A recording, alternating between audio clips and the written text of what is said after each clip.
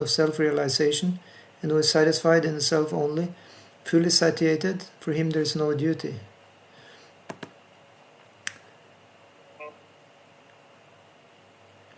Yeah, so Prabhupada says this is because of doing so many yagyas. What kind of yoga? Yoga means sacrifices. But what kind of sacrifice actually are we thinking of?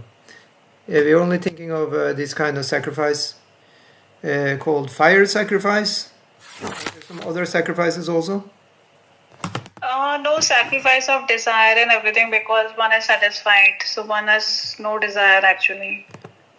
Yeah, that's the point. Actually, Bhagavad Gita will talk about that. It is not merely the ritual. It's an internal sacrifice. Yeah. So it's even more important than the ritual. Actually, that is the actual ritual. The external thing may just be the initiation to start up the process.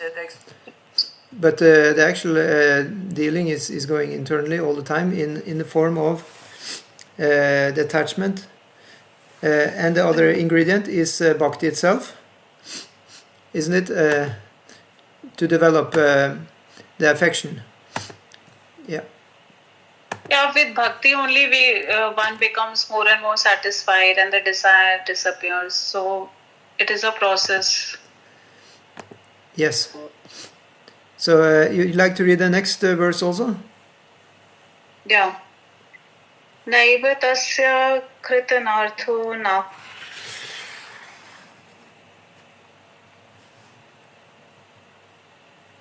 chidartha vyapashrayah. No, never. Eva, certainly. Tasya, his. Kretana, by discharge of duty. Artha, purpose. Na, nor.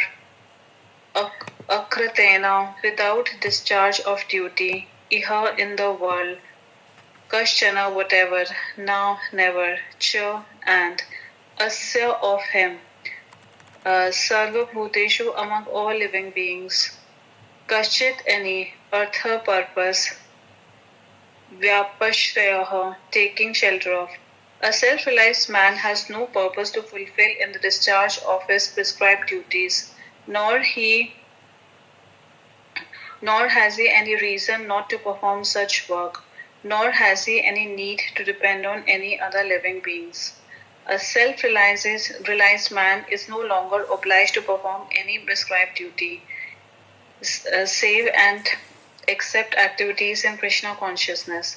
Krishna consciousness is not inactivity either, as will be explained in the following verse. A Krishna conscious man does not take shelter of any person, man or demigod. Whatever he does in Krishna consciousness is sufficient in the discharge of his obligation. Yeah, thank you so much. So these two verses here we have read 17 and 18. They're explaining the position of a self-realized person in relation to his prescribed duties. Text 17, it said that for one who takes pleasure in the self. So that is Atma Rati. So this word Rati is also sometimes used to describe the love of God. Just like you can talk about Prema or Baba, then Rati can also be used. However, it can also be used in the mundane sense. It said that Rati is also the name of Cupid's wife, like this. But in this sense, of course, it means actually it means the higher love for God. Yeah, because in the translation, Prabhupada, he has written self with big S. And when he does that, he's referring actually to the Lord in the heart. Okay. Not to our, you can say, individual jiva self. I mean, we often hear one should love oneself. It is very good if you can love the super self also.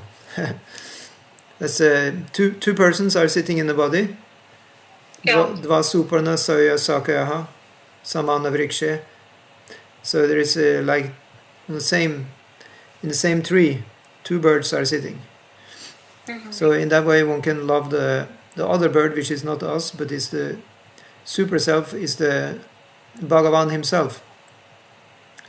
Then we have the Atma Tripta. Okay, self-satisfaction of the soul. Yeah, because this Tripta is also actually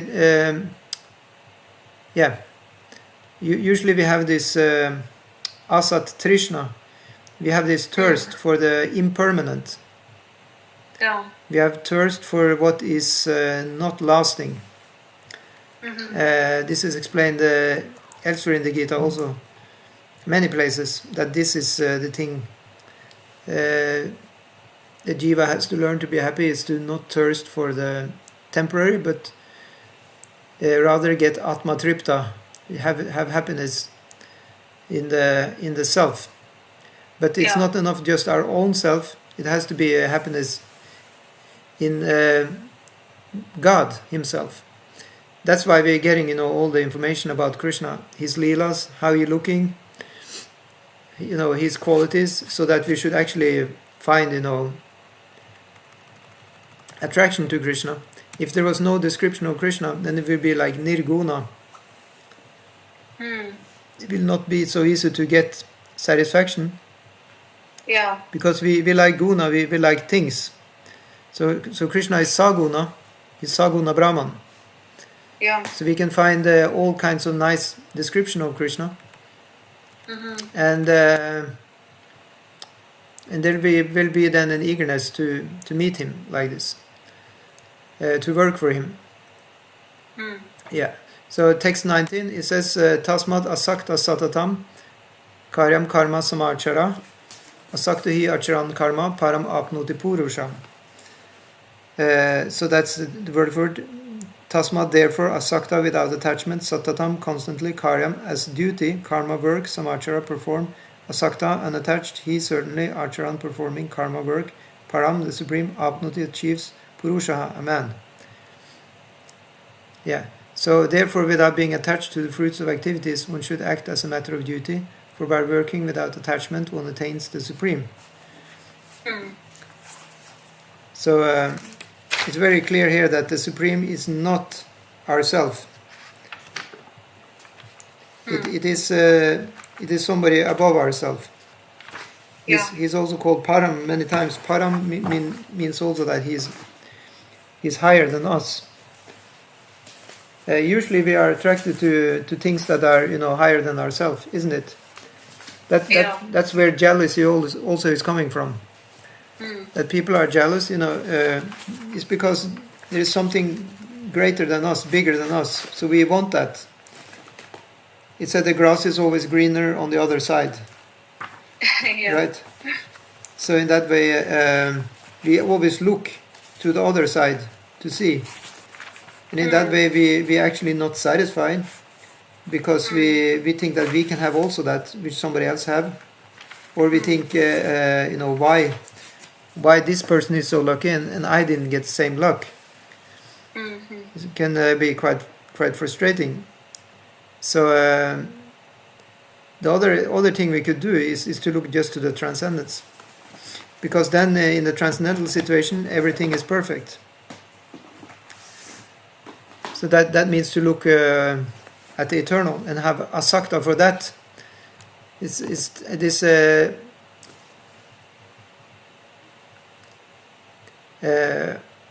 This attachment can be turned over to the eternal. That's the here it's said asakta, unattached. But then there is the other word asakti with long a, and that means to be really attached to the spiritual. And that's the asakti is attached to the spiritual, and asakta is. I'll write it here, because this is asakti with a long a. I'll tell it here. Let's see. I'll write it in here. So we put a long a. This asakta is with short a. Always the short a. Usually it talks about the negative. So sakta means to be attached. Asakta means to not be attached. But then asakta with the long one. Yeah. This means to be very attached, strongly attached. Yeah. That is a high level of bhakti for Krishna. Yeah. That level is coming just before bhava, and then comes prema. And before asakti, it is the level of I think it's called rati. Yeah, to have taste. No, wait, there is rati. Yeah, rati or ruchi. Yeah, ruchi. It's called ruchi. Yeah. So in that way, and before that you have stira, stita, steady. Steadiness, and then before that is bhajana kriya. That is nice daily practice. Well, actually, after that, after bhajana kriya is anartha nivritti. Anartha nivritti. Okay, what is that? That's very. It's actually the biggest chunk of sadhana. Getting rid of anarthas. Okay. Yeah, unwanted traits. Yeah. Unwanted everything unwanted. Things, traits, personal things, whatever. Everything that's hampering bhakti should go. So that's the biggest one, and it continues all the way up to bhava. This is called, blossoming. Blossoming love for Krishna. Yeah. And then on prema is fully manifest. So prema is above bhava. Yeah, it's above bhava. Yeah. Okay. So ruchi is a spiritual taste. So that's already very high level, and it can only come after we are very steady. Steadiness in bhakti with firm conviction. It's called shastra. Shastriya shraddha. It's also called shastriya shraddha. It means one has studied enough under teachers, have read enough, had become fully convinced. Yeah. No doubting anymore. Yeah. In the beginning here we have sadhu sangha. That gives nice association,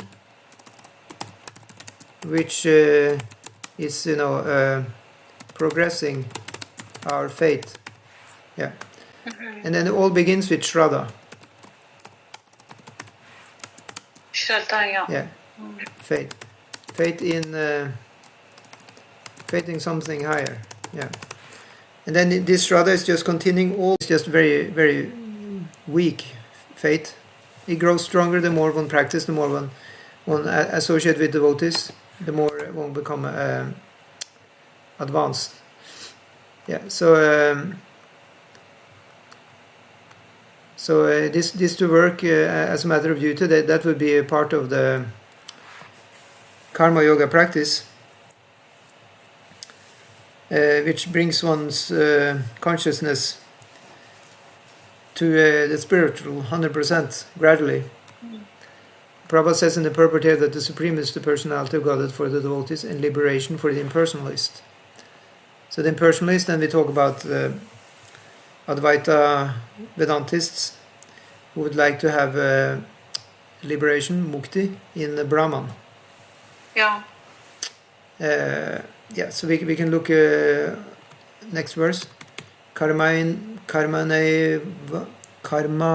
hi samsiddhim astita janakadayaha lokasangrameva pi sampashyan kartumarasi Kings such as Janaka attained perfection solely by performance of prescribed duties. Therefore, just for the sake of educating the people in general, you should perform your work. So Prabhupada says that kings like Janaka were all self-realized souls. Consequently, they had no obligation to perform the prescribed duties in the Vedas.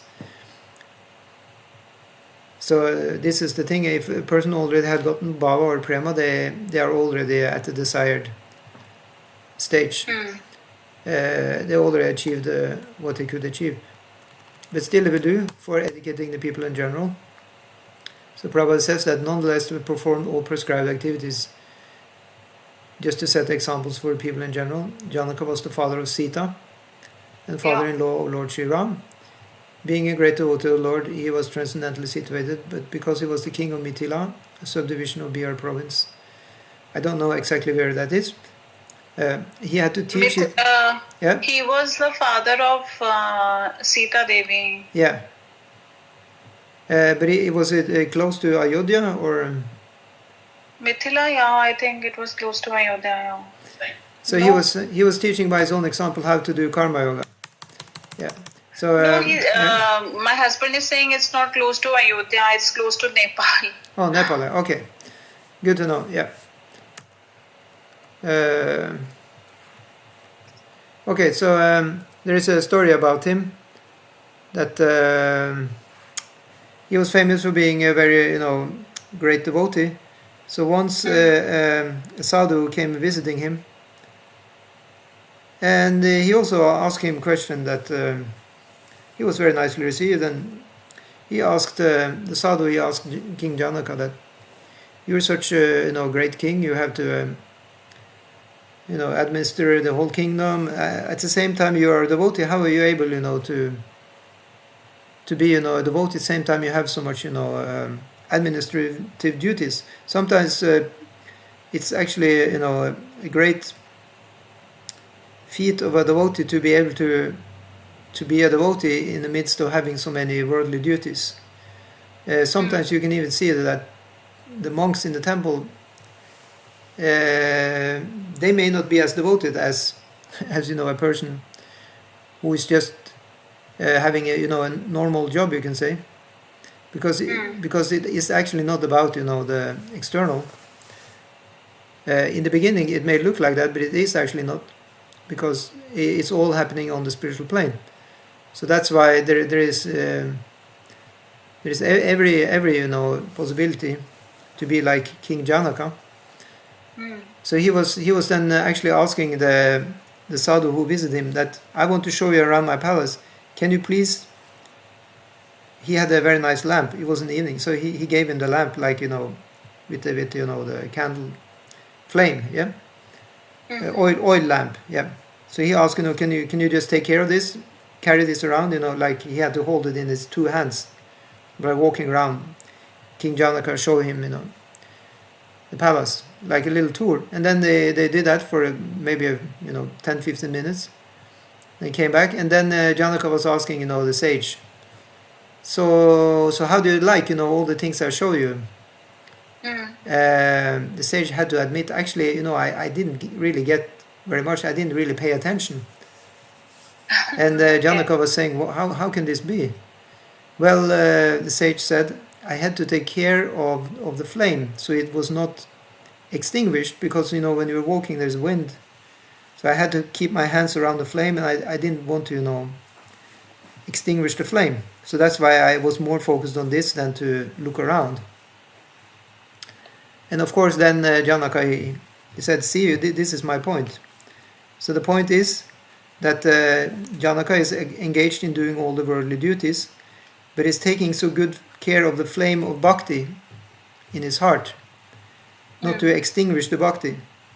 So in that way he not too much enamored or getting too much into all the worldly things, having his main focus on the flame in his heart, which is Lord Krishna. So it makes sense, no? Yeah. So in that way, every single one of us, we can go to the Himalaya and sit in a cave, or we can be in our family and go to our job. It's no difference at all in terms of the bhakti. So and the prime example is right here in the Gita itself, because Lord is asking Arjuna to actually go out and get his hands dirty in the name of bhakti, correct? Yeah. So Prabhupada says that Lord Krishna and Arjuna, the Lord's eternal friend, had no need to fight in the battle of Kurukshetra, but they fought to teach people in general that violence is also necessary in a situation where good arguments fail. This is actually an amazing statement, because we actually have learned that ahimsa is an important principle also in spiritual life. So how this can be reconciled? Actually, ahimsa, it means no unnecessary violence. It means violence. Sometimes it can be justified, just like in the police. If there is a criminal troubling everybody, then violence to that person is justified. So in the same way, even worse, if there is somebody taking over kingdom and making everybody spiritually corrupt, making everything hellish, then violence could be good for putting the record straight with the good leaders, which is the example here from the battle between the Kauravas and the Pandavas. Okay, so I'll read on text 21. So this is also a verse who says exactly what we spoke about. Yat yat acharati shreshtas tatat evataro janaha sayat pramanam kurute lokastat anuvartate. Whatever action a great man performs, common men follow, and whatever standards he set by exemplary acts, all the world pursues. Yes. So let's see.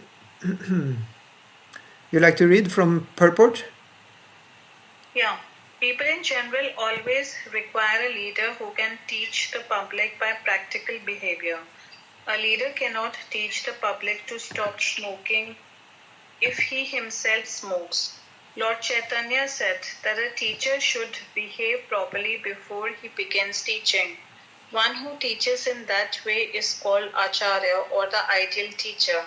Therefore, a teacher must follow the principles of Shastra to teach the common man. The teacher cannot manufacture rules against the principles of revealed scriptures. The revealed scriptures like Manu Shastra and similar others are considered the standard books to be followed by human society. Thus, a leader's teaching should be based on the principles of such standard Shastras. One who desires to improve himself must follow the standard rules as they are practiced by the great teachers. Yeah, thank you so much. The Srimad Bhagavatam. Thank you so much. So the Shastra of Manu Samhita, it's called Dharma Shastra. Okay. It's called the law books for the humankind. Manu is the forefather of humans. Man come from the word Manu. So in that way, it is several of these law books. Many of the rules, you can say, are not in vogue today, and are somewhat obsolete. However, Prabhupada has highlighted a few of the rules. For example, the one that one should abhor meat eating. That's there in the Manu Samhita. Yeah. So Shastra in general is to be followed, as Krishna is saying in the Bhagavad Gita also. I think he says in the 16th chapter, where he talks about the demons, that the demons don't like to follow any Shastra. And then he says, Ya Shastri Vidim Utsirja Vartanta Kamakarataha. He says those who give up the Shastra and just follow their own desires, he says, Nasidim, they don't get any perfection, and also Nasukam, they also don't get happiness actually. Yeah, so so you said in the next sentence here, Srimad Bhagavatam also affirms that one should follow in the footsteps of great devotees. That is the way of progress on the path of spiritual realization. So Srimad Bhagavatam is very much highlighted by Vaishnava Acharyas. And there is a reason for that, because the Srimad Bhagavatam is the book that was picked up by Vyasadeva to actually be the highest representation of his whole corpus of literatures. So Srimad Bhagavatam should be read after Bhagavad Gita, is that so? Yeah, it's actually the most essential book. And Chaitanya Mahaprabhu's movement is completely based on Srimad Bhagavatam. He asked his 6 Goswamis to go through all the Vedic literatures and establish the conclusion of that. And the conclusion is very much based on Srimad Bhagavatam. This is, for example, the work of Jiva Goswami. And it's said to be, the crown jewel of the work of Srila Vyasadeva, the author of all the Vedas. Yeah. So we say, we have a quote here also then, Prabhupada says that it also says that one should follow in the footsteps of great devotees. Actually, this verse, Yachat Acharatirsha Stas, first half, I think, or is almost similar. There is also in the Bhagavatam, actually, one place. Very similar, composition as this verse 321. Yeah, so we had text 22. Na me parthasti kartavyam trishu lokishu kinchana nana vaptam avaptavyam varta eva chakarmani. O son of Pritha, there is no work prescribed for me within all the three planetary systems, nor am I in want of anything, and nor have I a need to obtain anything, and yet I am engaged in prescribed duties. Yeah. And Prabhupada, he quotes from Shvatashvatara Upanishad there. Tam Ishvaranam Paramam Maheshwaram Tam Devatanam Paramam Chadevatam Patim Patinam Paramam Parastat Vidamadevam Buna Neshamidhyam Natasya Karyam Karanam Cha Vidyate Natat Samascha Vyadikascha Drishyate Parasya Shaktir Vividaiva Shruyate Svabhavaki Jnana Bala Kriyacha. Yeah. The Supreme Lord is the controller of all other controllers, and He is the greatest of all the diverse planetary leaders. Everyone is under His control. All entities are delegated with particular power only by the Supreme Lord. They are not supreme themselves. He is also worshipable by all demigods and is the supreme director of all directors. Therefore, He is transcendental to all kinds of material leaders and controllers and is worshipable by all. There is no one greater than Him, and He is the supreme cause of all causes.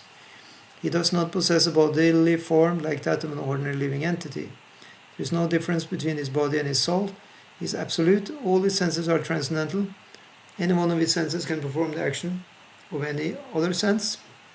Therefore, no one is greater than Him or equal to Him. His potencies are multifarious, and thus His deeds are automatically performed as a natural sequence. Yes, so Prabhupada says, since everything is in full opulence in the personality of Godhead and is existing in full truth, there is no duty for the Supreme Personality of Godhead to perform. One must receive the results of work. One who must receive the results of work has some designated duty, but one who has nothing to achieve within the three planetary systems certainly has no duty. So that's the situation of the Jivan Mukta, the self-realized soul. He is liberated already while in the material body. But especially those Jivan Muktas, they are appearing in Krishna's pastimes, where even Krishna himself is doing, you can say, bodily duties, what to speak of his devotees. Yeah. So that's just to show us how to do things properly for the sake of gradual elevation of consciousness. So next verse, Yadi aham navartevyam jatu karmani atandritaha mama vartmanu vartante manusya partha sarvasha. For if I ever failed to engage in carefully performing prescribed duties, certainly all men would follow my path. Yes, so Prabhupada says it in order to keep the balance of social tranquility for progress in spiritual life. There are traditional family usages meant for every civilized man. Yeah. So Prabhupada says that he did all the religious duties at home and out of home as required of a householder. You probably heard in the Bhagavatam stories, there is a story that from the 10th canto of Bhagavatam, the 10th book is especially talking about Krishna's personal pastimes. So once Narad Muni, he was visiting Krishna. This was when Krishna was king in Dwarkadam. He had married 16,108 princesses, and for each princess he had a separate palace because he expanded himself into 16,108 Krishnas. So each queen, she didn't know that Krishna was also somewhere else.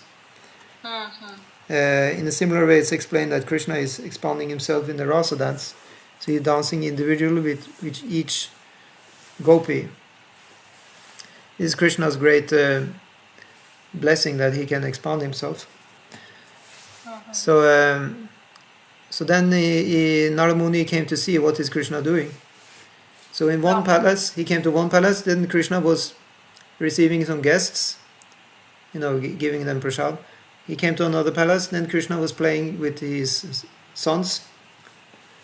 He came to another palace, Krishna was in his, you can say, swimming pool with his queen. Okay.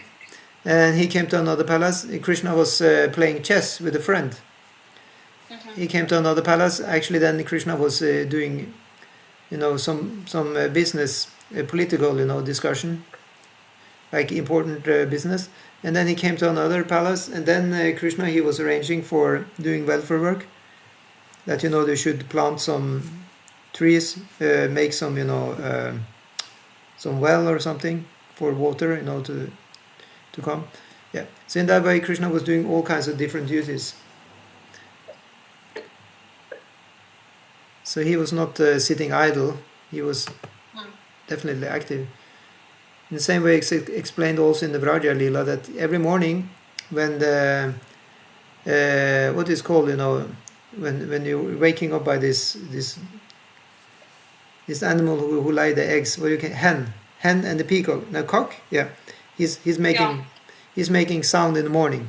Yeah, by the sunrise, he's automatically making a sound. Yeah, kikuli, yeah, and Krishna is waking up, actually. And he immediately, he go up, and he's washing his face like this, and he sit himself down to meditate. And then also he's doing some kind of religious duties, and then he's doing his work also to milk the cows. And Krishna is doing this every single morning. So he's showing a very nice example of having proper performance of duty. So that way the devotees they can also have. That would be completely fitting for a devotee to also have nice daily schedule. Does it make sense? Yes. So yeah. Now of course in this verse he talked about unwanted population. So I guess this unwanted population. Yeah, he says, if I did not perform prescribed duties, all these worlds would be put to ruination.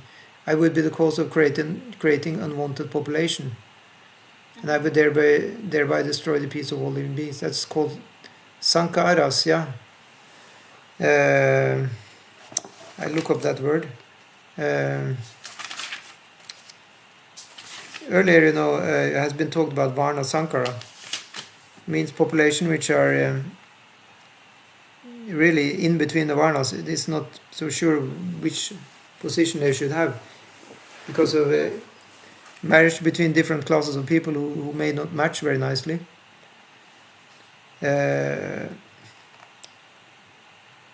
Yeah, Yeah, so of course that was the situation back then they were very concerned to have pure lineages, especially the kings. I heard that even in Europe it was like that. The kingly families, they only wanted to marry other people who also were royal.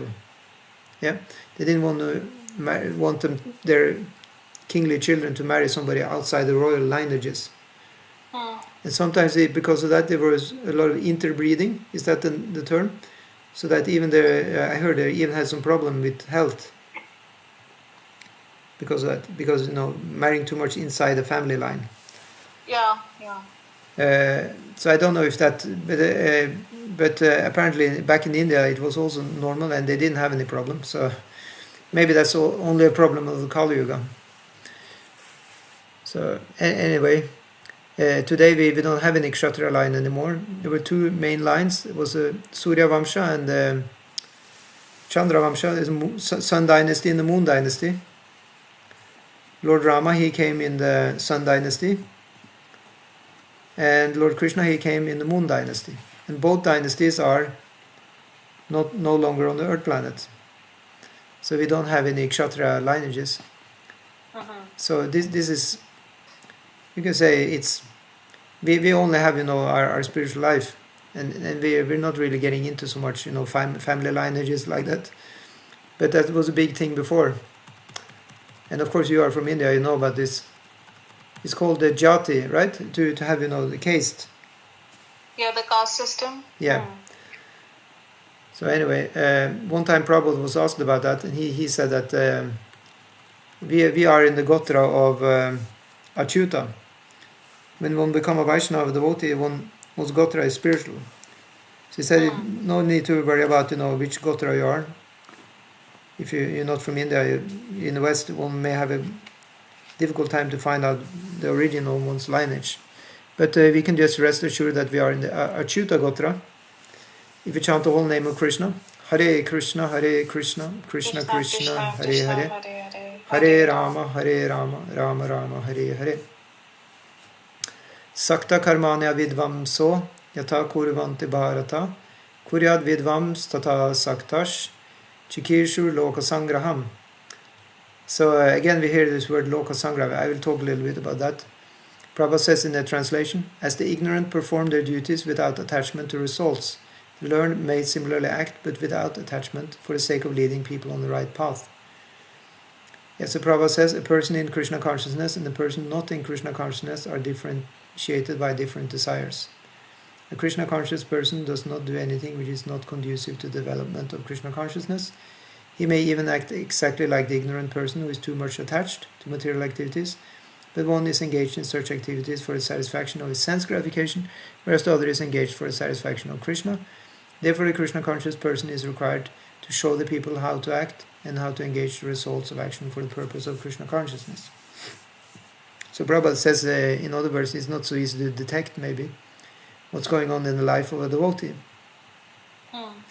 But Krishna is detecting because he is Paramatma, he is Super Soul. Usually when a person has become a devotee, he or she will remain a devotee no matter really what happened.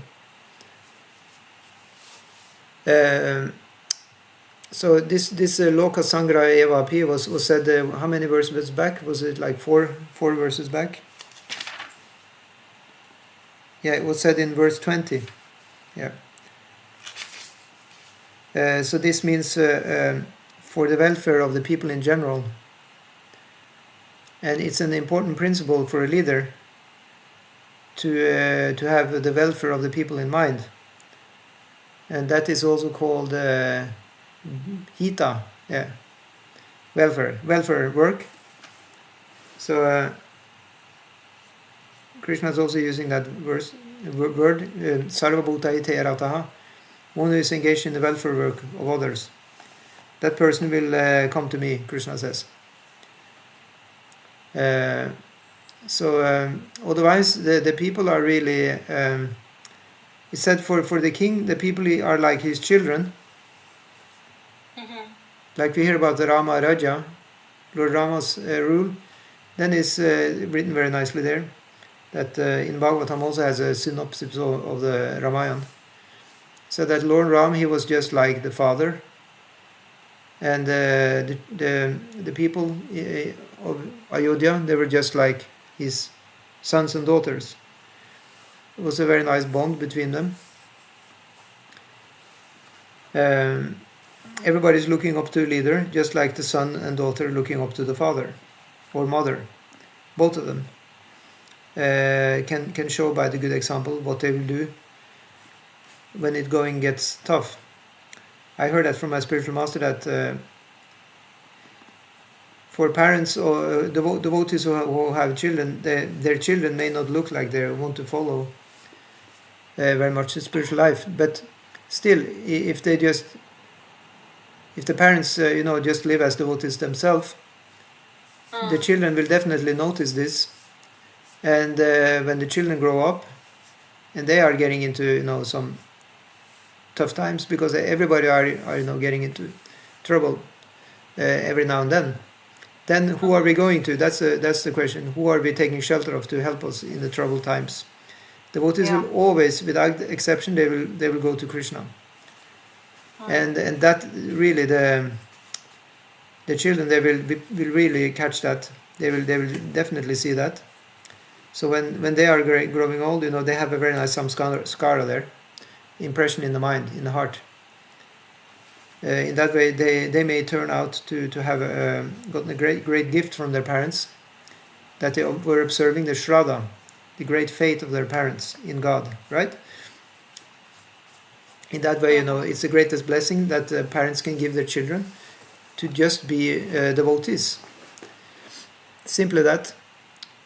They don't even need to, if their children are not interested to listen, what can they do? But at least by own example, that's the best. That's what we're learning from this section. Yeah. Yeah, but they definitely get inspired. Exactly, they are, because children like to copy everything, and especially in the young days, the impressions are much more strong. This is for all of us what we were experiencing. Our first, years. They are sitting much deeper than what we're experiencing, in the old age. Yeah. So I'll read the next verse. Nabudhi bedam janayat agyanam karma sanginam yoshed sarva karmani vidvan yukta samacharan. So as not to disrupt the minds of ignorant men attached to the fruitive results of prescribed duties, a learned person should not induce them to stop work. Rather, by working in the spirit of devotion, he should engage them in all sorts of activities for the gradual development of Krishna consciousness. Yeah, so there's another important instruction by Krishna that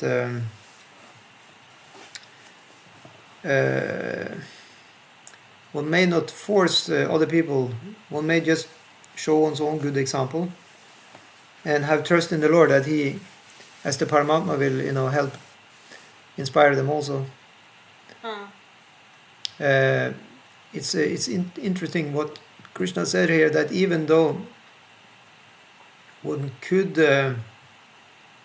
tell people that what you're doing is not optimal, can you please change? One may not need to do that if one consider the gunas and the attachments of different people, because we have the different qualities of nature. There will be a whole class of people who will be attached to work which is in tamagun, in mode of ignorance. There will be a whole class of people who are attached to work which is in the mode of rajagun, passion, and there will also be a whole class of people who are attached to doing work in the sattvagun. Of course, we know sattvagun is better, and also better than tamagun is passion, but people are attached to do their work in any of these classes. And inside each class again, there are again the three gunas. So in tamagun, there are tamagun work in tamagun also, and in the rajagun, and also in the sattvagun. So in that way it all goes on, and you have these gradations everywhere also. You can have sattvic work also, and that's also you can have sattvic work which is really good and beneficial, but it can be done in a tamasic way, and then it's not really that good then, and it can be done in a passionate way. It's better, but still it's kind of done for personal profit or ego, too much competition like this. And then the best is if it's sattvic work done in sattva guna. Yeah, that's the best. So so in that way there are all kinds of different gradations, but the wise person should just continue just giving the instructions of Bhagavad Gita to everybody and not demand them necessarily. A guru can demand if the person is his or her disciples. A teacher can then demand the disciple to follow because they have taken that position.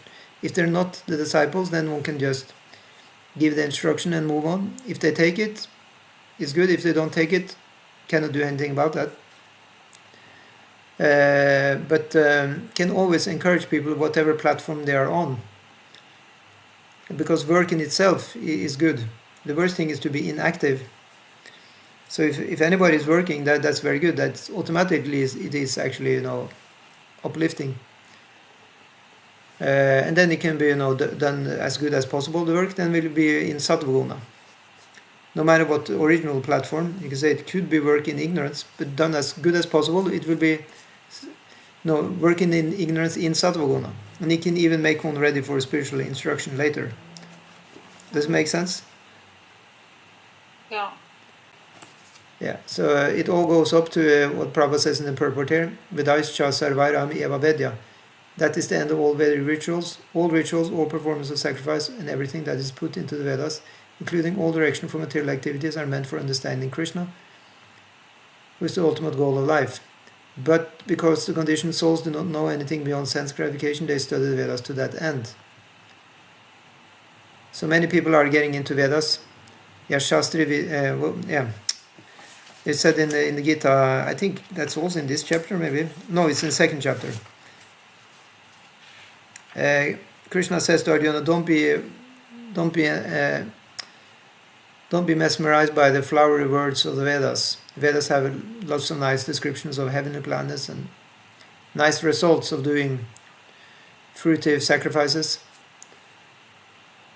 But actually to come to Krishna is higher than everything. But Prabhupada says, but because the conditioned souls do not know anything beyond sense gratification, they study the Vedas to that end. They study Vedas to get to Svargaloka. But through fruitive activities and sense gratification regulated by the Vedic rituals, one is gradually elevated to Krishna consciousness. Because in all these descriptions, there is mention of Lord Vishnu there. He has also to be remembered in each of these sacrifices. His name is uttered. In that way, one is getting Sukriti. There is Bhakti Mukha Sukriti there a little bit, just by chanting the whole name of the Lord. Even though the goal was not to actually have Bhakti for the Lord, but still one was chanting the name of the Lord. And in that way one actually makes progress towards the Lord. Yeah. So therefore, a realized soul in Krishna consciousness should not disturb others in their activities or understanding, but they should act by showing how the results of all work can be dedicated to the service of Krishna. So again, the word show. So showing means to do ourselves, obviously. We do ourselves, and then whoever watches, we are showing then to them. Yeah. Otherwise, teaching is really like a very dry experience. Of course, that's also still good to have the teachings about Krishna consciousness. But even better is the acharya or the person who behave. That's the meaning of acharya. Yeah, achar. Achar means behavior. Yeah. So we have some. What did you say? Acharya in Hindi is like behavior. Yeah. So then it's a sadachar. It's good behavior. Yeah. I read even in Ayurveda they have a whole chapter about sadachar, to behave properly. It's very important for having good health and good relationships with others. And it's all these things that everybody really know, but it needs to be repeated. It's to be very tolerant with others, have compassion for others, care about others even sometimes more than we care about ourselves. to not lie, to not steal, to not be violent. All these very basic things that everybody will know. But it has to be remembered because of the modes of nature, they can pull us very much down. Not to be lazy, to be ready to do on duty, to not cheat, to not be envious or go on a crusade about against somebody out of enviousness. All these things we know are bad. So all these injunctions that we shouldn't do is called yama and niyama,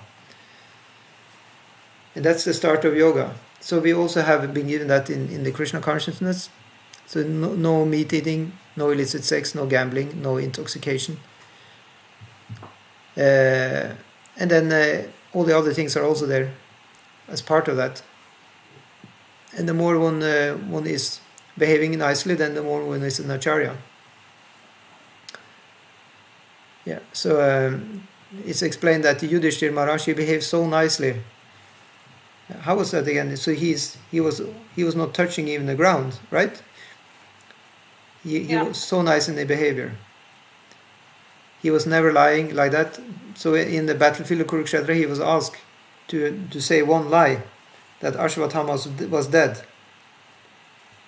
Yeah, Krishna asked him to say that for the sake of winning the war, so that Drona, the father of Ashwatthama, would be sad, and then he would put down his weapon for a moment, and then he could be killed, right? Something like this.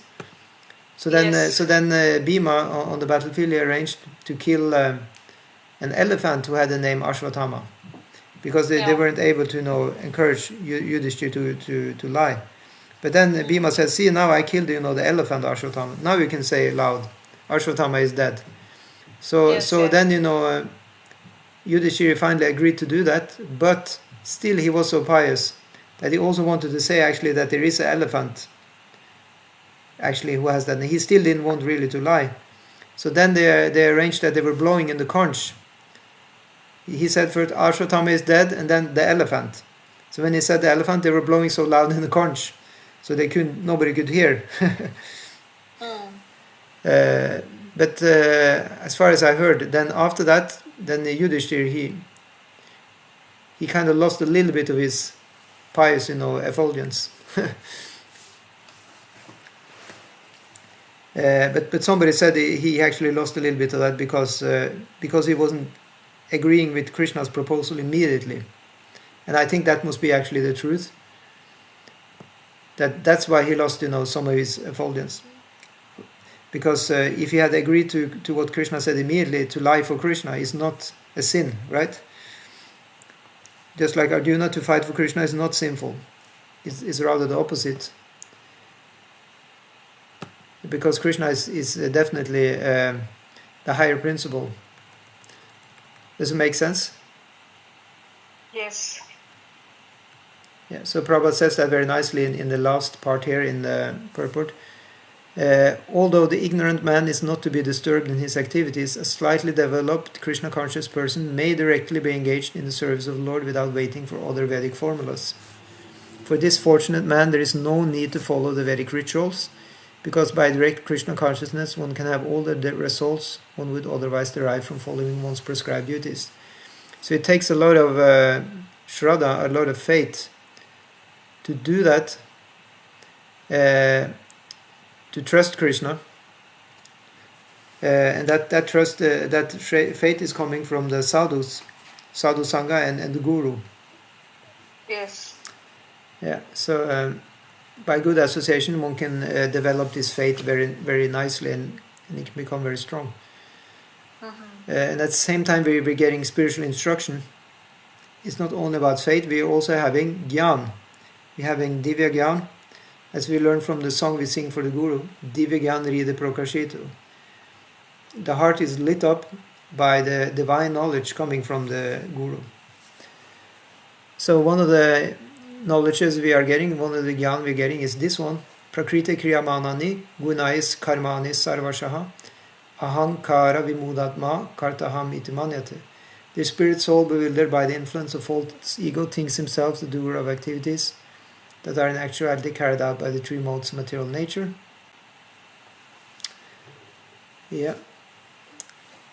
So the ahankara is making the atma or the jiva believe that he is the material body.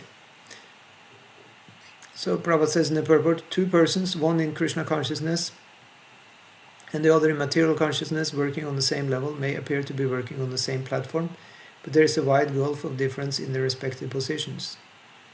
The person in material consciousness is convinced by false ego that he is the doer of everything. He does not know that the mechanism of the body is produced by material nature, which works under the supervision of the Supreme Lord. The materialistic person has no knowledge that ultimately he is under control of Krishna. Yeah, so the person in false ego takes all credit for doing everything independently, and that is a symptom of his nations.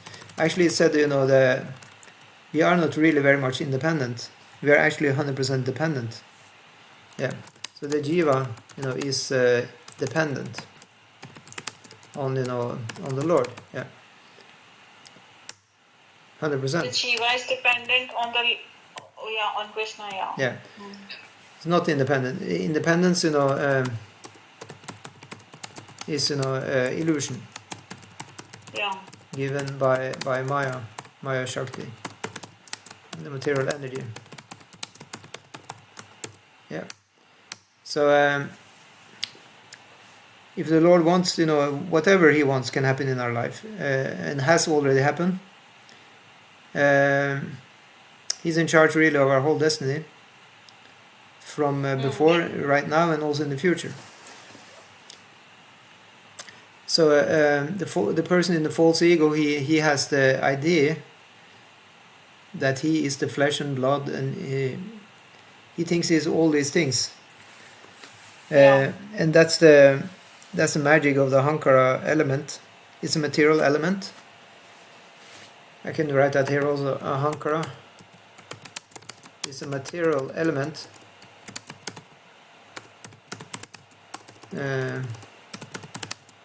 Which is housing the aham,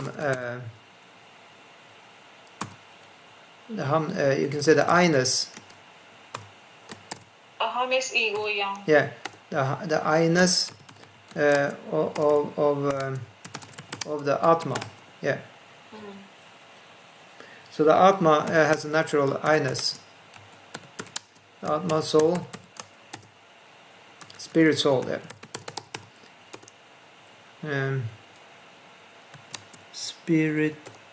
Spiritual spark, we can even say. Sometimes people speak about soul, and they're actually speaking more about, the mind and the heart and like that. But soul is even higher than the mind and the heart. It's eternally absolute spiritual. So the Atma spiritual spark has a sense of I.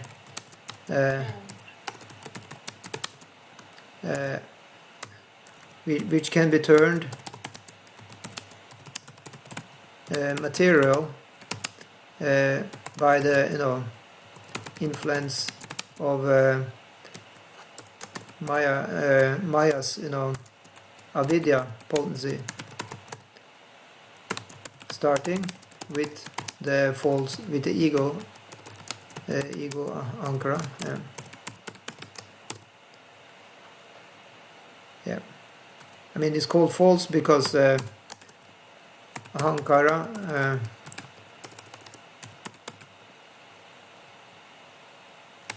is making the Atma identify with the stula sharira. Yeah.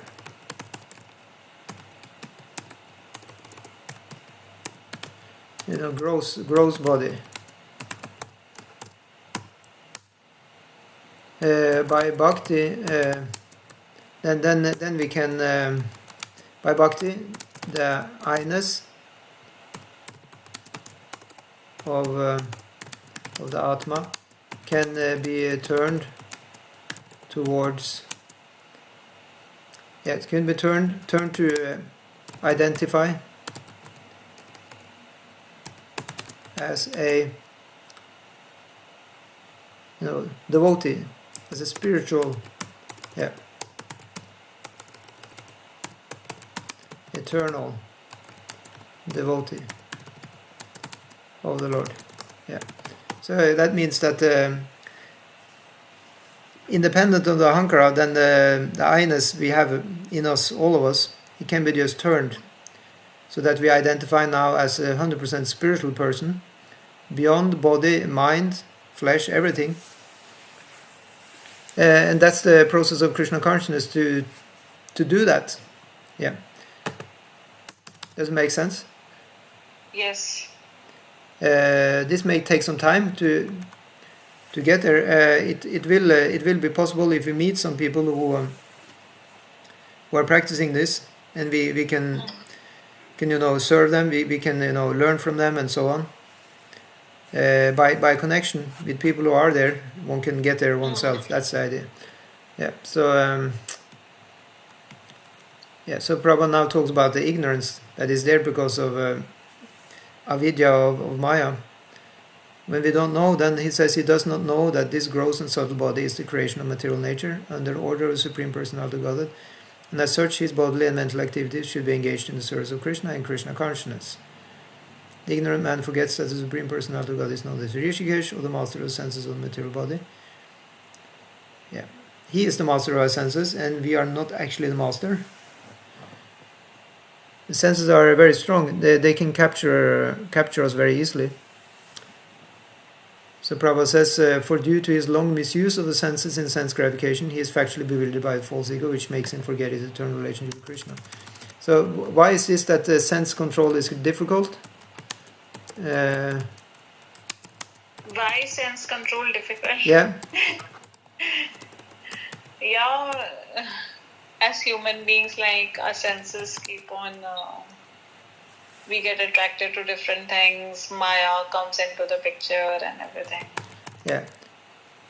Because of because we just naturally get attracted, right? To different things. But once a person has sthirata, like one person becomes stable, maybe then. Then you get something. Once a person, you said, once a person becomes what was the word? Becomes stable, sthir. Stable, yes, actually, becomes stable in spiritual life, right? In spiritual life and just stable. Then the thoughts also get controlled. So if you say once a person becomes stable, that means sattva guna, because that's one of the features of sattva guna, to be stable. Or do you mean spiritual life, to be stable in that way? Stable is more of sthirata, I think. Like one does not get affected by. Like Krishna says in Bhagavad, stita dirmuni, becomes a steady, wise person. Steady. Then we'll look to higher taste. But all this we are doing is to become steady. So it takes, I think, whole lifetime to be steady. So steady is like getting unwavering conviction.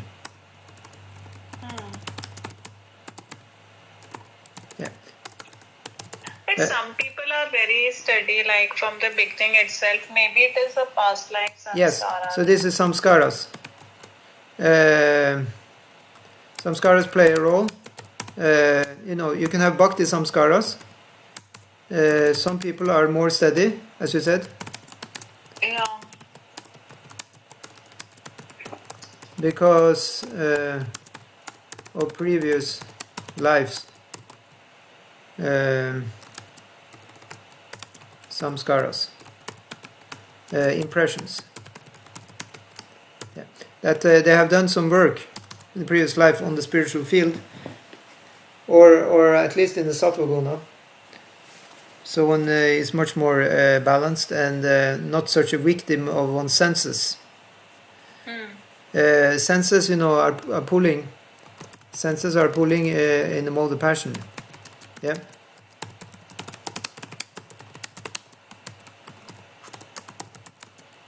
So sattvic people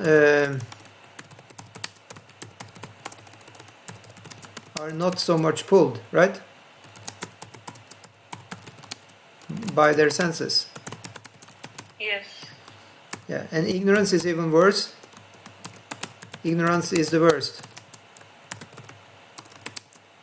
Because pulls, to destruction. Right? So out of different samskaras, one may carry both ignorance, passion, or sattva guna in one system, in connection with different things, and then anartha nivritti. You remember we had the 9 steps of Bhakti Yoga I listed earlier. Another nivritti, we get rid of our anarthas, like impurities. Yeah, so anartha nivritti helps us get rid of these impurities, of especially tamas and rajas. Tamas, ignorance, and rajas, passion.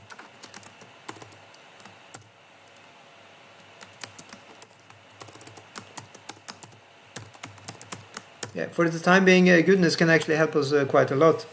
It's said that goodness is taking us all the way up to the platform where we can practice Krishna consciousness very nicely and steadily. It's only on the higher levels then that even goodness can be actually blocking. But that's on a high level, when transcending even the mode of goodness. But in the beginning, we just focusing on transcending, getting to goodness actually, and getting free from the rajas, and especially tamagun. It's very important. Yeah. Okay, so text 28. You like to read, Mataji? Text number 28.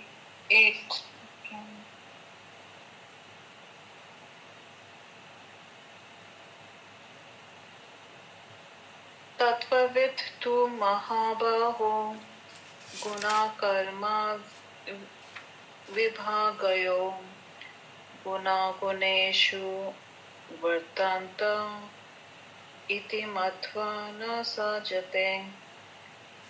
Tattvavid, the knower of the absolute truth, tu but mahabhato, mighty armed one, guna karma of works under material influence, vibhagayoha differences, gunaha senses, guneshu in sense gratification, vartante are being engaged, iti thus, matva thinking, na never, sajate becomes attached, one who is in knowledge of the absolute truth, Almighty armed, does not engage himself in the senses and sense gratification, knowing well the differences between the work in devotion and work of fruitive results. The knower of the absolute truth is convinced of his awkward position in material association. Yeah, please stop there. Yeah, I just want to highlight this because it's a nice choice of words by Srila Prabhupada.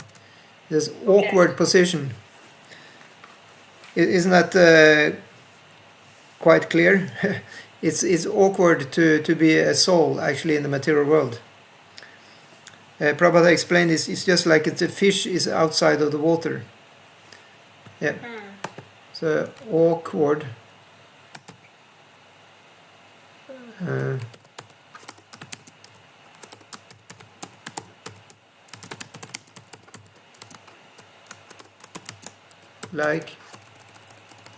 So what is the situation of a fish outside the water?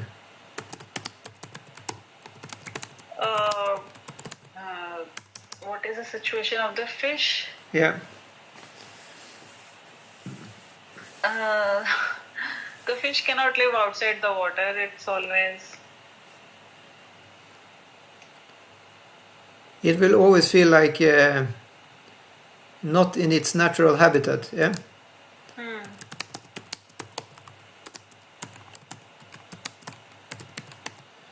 So in that way,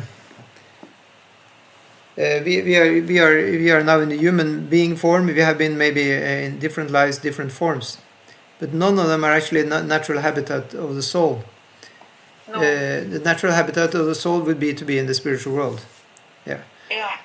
That's what we're learning.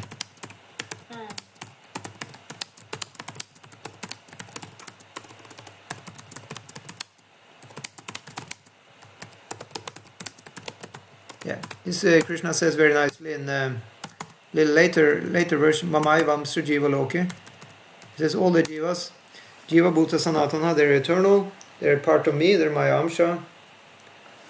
Manhashashtani Indriyani Prakritistani Karshati. He says they're struggling very hard. There's Prakritistani Karshati. Prakriti. They're situated in this material situation, Prakritistani. That means we are stuck here in the matter. Yeah. Karshati.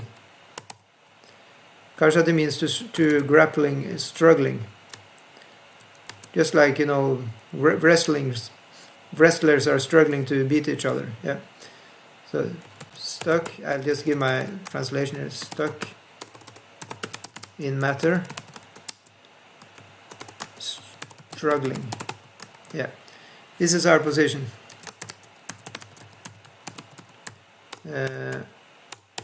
As jivas.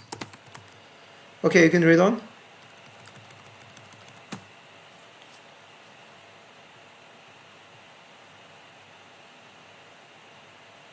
Where was I? The knower of the absolute truth is convinced of his awkward position in material association. He knows that he is part and parcel of the Supreme Personality of Godhead, Krishna, and that his position should not be in the material creation. He knows his real identity as part and parcel of the Supreme, who is eternal bliss and knowledge, and he realizes that somehow or other he is entrapped in the material conception of life. In his pure state of existence, he is meant to dovetail his activities in devotional service to the Supreme Personality of Godhead, Krishna. He therefore engages himself in the activities of Krishna consciousness and becomes naturally unattached to the activities of the material senses, which are all circumstantial and temporary. Yeah, thank you so much. Yeah. So circumstantial and temporary. It's very interesting also to hear that. Anityam asukam lokam. In one place in Gita also Krishna says Anityam, they are temporary, and also asukam is not happy, the things. However, we are feeling happy also, and that's because of the sattva guna. It's explained. The happiness we're feeling in any kind of way is because of the sattva guna. So actually in the sattva guna we sometimes get some glimpse of the happiness of Brahman Sukh. Yeah. So in that way, because sattva guna is giving illumination and access to the higher realm. It's the level of Adidaivika is then the next door neighbor to Adhyatmika. On the Adibhautika level, we are very much in the physical reality, kind of stuck there. When we get to spiritual life, any kind of religion or like that, then we are approaching the Adidaivika level, which is more the astral platform of the heart and the mind. So then we are getting closer to divine happiness actually on that level. And then finally on the very elevation there from Adidaivika to do very nice spiritual practice, one can reach the Atmika level, the absolute happiness. Yes. But that takes a lot of practice, as I think you said. One has to actually learn to be equipoised in the face of all the physical things, all the ups and downs. One has to take shelter of the spiritual situation. Yeah, you can read on.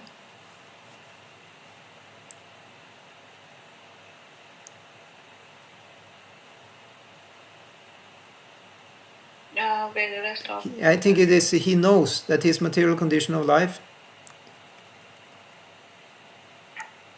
He knows that his material condition of life is under the supreme control of the Lord. Consequently, he is not disturbed by all kinds of material reactions, which he considers to be the mercy.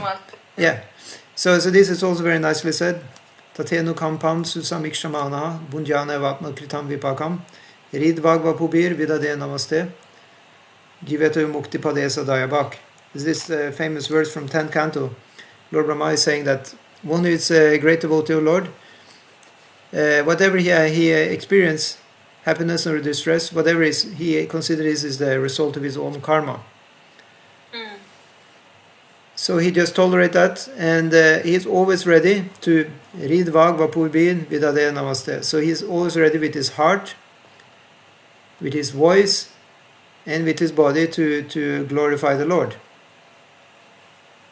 So you will see devotees who regularly come to temple.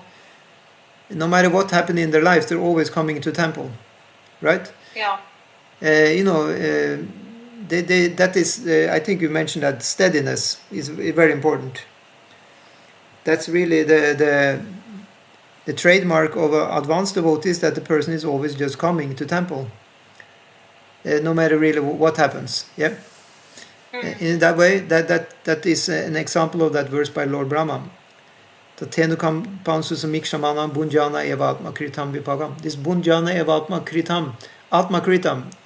One just consider this is done by myself. I'm just receiving reaction, good or bad, from what I myself did. So not accusing anybody else. So always ready to come to temple and chant Hare Krishna and glorify Lord. This is the great thing about devotee. Very, very, really positive personality. Always ready to see the higher, the higher truth and the higher plan of the Lord in what is happening. So such a person will never be actually destroyed by the material nature, because the person has a firm grip on the lotus feet of the Lord, considering it to be the mercy of the Lord. That's very nicely said by Prabhupada here. And then in the end of the purport, Prabhupada says, according to Srimad Bhagavatam, one who knows the absolute truth in three different features, namely Brahman, Paramatma, and the Supreme Personality of God, is called Tattvavit. For he knows also his own factual position in the relationship with the Supreme. Yeah. So this is from Bhagavatam, as a verse which establish that the Lord is having these three features.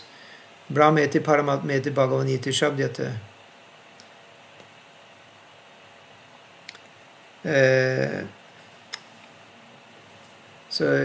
said there that Tattvavid Jnanam Advayam. So the wise person knows that this spiritual knowledge is actually non-dual, is one. Brahman, Paramatma and Bhagavan is actually one, but still it's divided. So this is the achintya, or inconceivable, both simultaneously different and same at the same time. The Lord is pervading everything. At the same time, He is also there only in Goloka Vrindavan. He is not leaving Goloka Vrindavan. You've heard that? What, Prabhuji? You've heard that it said that Krishna is never leaving Vrindavan, actually. Yes. But at the same time, he is there. Wherever devotees are thinking of Him, He is there. Yeah, He is omnipresent. Exactly. At the same time, He is also localized in Vrindavan. So this is inconceivable. So the last verse is saying, because we're going to end with 29, then we begin on new section tomorrow. So verse 29 says, Prakritir guna sammudaha sajante guna karmarsu tan akrishna vido mandan krishna vinna vichalayat. Bewildered by the modes of material nature, the ignorant fully engage themselves in material activities and become attached. But the wise should not unsettle them, although these duties are inferior due to the performer's lack of knowledge. So again, back to the point Krishna made before, that we shouldn't tell people that what they do is on a lower platform or something like that, because everybody is on their journey. Everybody has their own level of of achievement. And who are we anyway to tell anybody to stop what they're doing? Rather, we should always just encourage each other. So the wise should not unsettle them. This is a word. This is actually violence. We should be non-violent, it said. So to tell people, stop this. Stop. I mean, of course, unless it's violence to others, criminal. Of course, then sometimes one can definitely tell people to stop. But just in normal, work, one should, understand this is Krishna has given everybody their duties according to their own guna and karma. Krishna says that in the Gita elsewhere. He says, Chatur Vidha Bhajan. He talks about the different duties in life. Guna, karma, vibhagasha. The different duties of life are divided into 3 sections. It's called Varnas. It's Shudra, Vaishya, Kshatriya, and Brahmana. And Krishna is saying, I gave this division according to people's qualities and also according to their skills, karma. They are very much interrelated. So somebody has a specific psychophysical nature. They are meant to work with something specific, and all of these different duties are to be done for the sake of pleasing Vishnu. Varnashrama charavata Vishnu raradhyate panta. Tat tosha karanam. It should done for his satisfaction. Yeah, so Prabhupada says in the purport here that in the end of the purport he has the last paragraph there. Men who are ignorant cannot appreciate activities in Krishna consciousness, and therefore Lord Krishna advises us not to disturb them and simply waste valuable time. So now we're talking especially about people who cannot appreciate what devotees are doing. It's no need to try and force them. But Prabhupada says, but the devotees of the Lord are more kind than the Lord because they understand the purpose of the Lord. Consequently, they undertake all kinds of risks, even to the point of approaching ignorant men to try to engage them in the acts of Krishna consciousness, which are absolutely necessary for a human being. So sometimes devotees are going on the Harinam in the street. They perform, dance and singing. And sometimes they try to get people to join in dancing. And some people are happily accepting this, and they become very happy and purified by this. So this is the special mercy of the devotees. And they can also give them the books, sell them books on the street. There is many ways to outreach. So what do you think about that? Distributing books? No, any kind of outreach. Singing the Hare Krishna mantra to performances or something like this. Yeah, anything which touches the hearts of other people is good, I think. Yeah. Exactly. Very well said. Yeah. One can also be on the YouTube. I recently saw a very nice YouTube channel. The Mataji is making very artful videos, using very nice art in Krishna consciousness, and very nice sound in the background, and very nice reading of verses from Gita. It makes a very nice, presentation of Krishna consciousness. So everybody can use their talent in that way. However, and some are also just being nice and friendly to people. Yeah.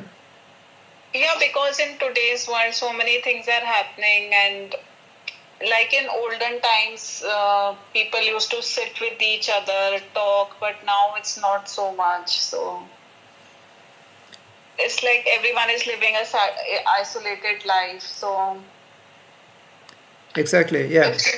If these kind of activities are not there, then I don't know, like here we just go to the temple and it's not so much after the temple also. Yeah, it's true. Norway is not famous for having a lot of Hinduism going on. But it can grow bigger by the time. In one sense, it is our own duty also to do what we can, to make our own life spiritual. But of course, sometimes it helps very much to be in a holy place. So sometimes we may go to a greater temple, some bigger holy dham, like in India, or also in the UK. They have a great, big center there. Yeah, UK has a very big community and they do a lot of things together actually. Yeah. So in that way, we can sometimes go somewhere else to get inspiration, and we can bring that back. Yeah.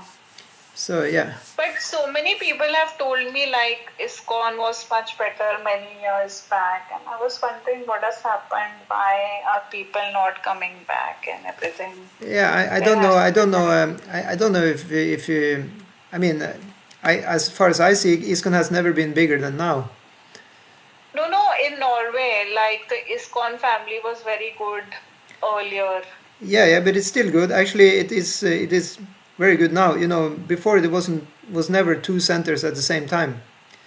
They had only first they started only in Bergen, and then everybody moved to Bergen. There was nothing in Bergen and only in Oslo, but now we are both in Oslo and Bergen.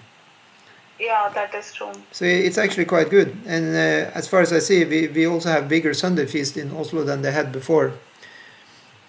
So in that way, in my opinion, it's bigger now. What do you say? Yeah, Sunday feast is also pretty big enough. Yeah. Yeah. So it's every reason to be optimistic. It's becoming bigger.